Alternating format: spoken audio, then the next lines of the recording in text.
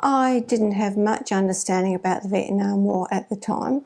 I was still in high school. I remember my father was very distressed. I remember that my mother said to me, "Do not marry a soldier." So you can imagine how that worked out.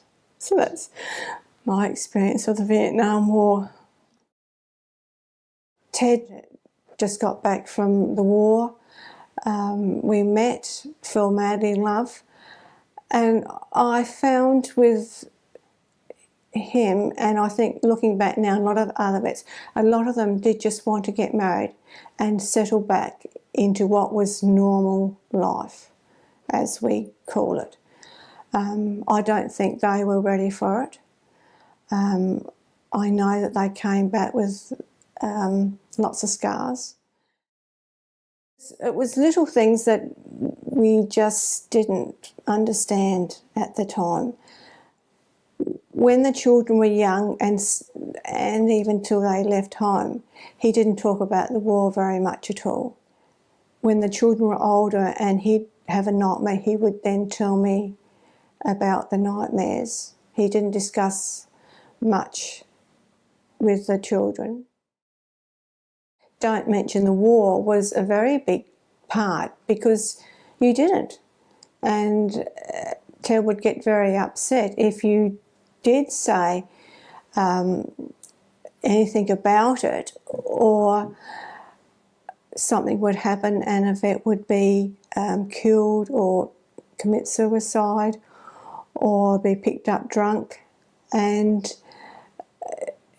it was very hard for them to the vets to explain just what was happening, because they knew what was happening and they knew that we didn't understand, because you have to experience things to understand and feel.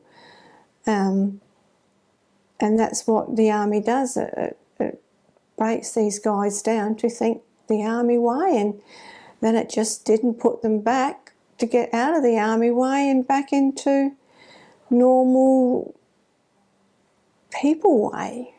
It was just something they didn't do, and these guys had to figure it out themselves, and we were sometimes the objects of their fury. And why didn't we understand?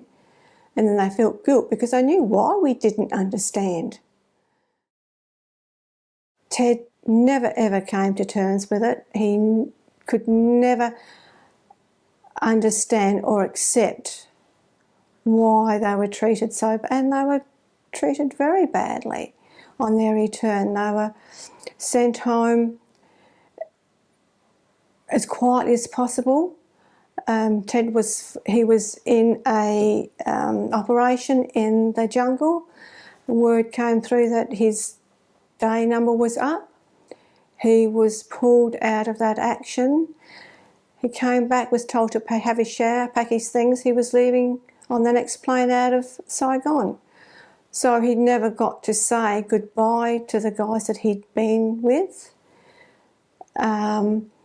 He was on a plane back to Sydney. He was given a ticket on the train back to Adelaide.